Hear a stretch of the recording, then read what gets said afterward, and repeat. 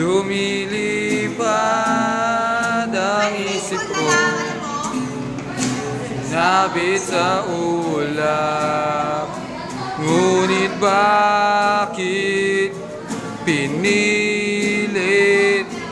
kung ayaw kong masaktan?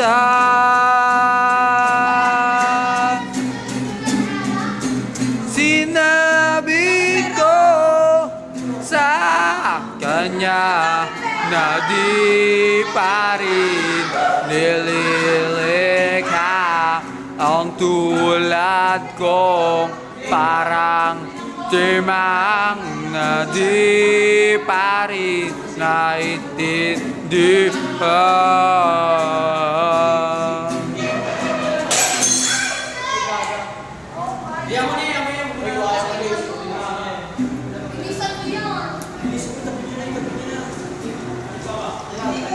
Alam mo, basag tayo.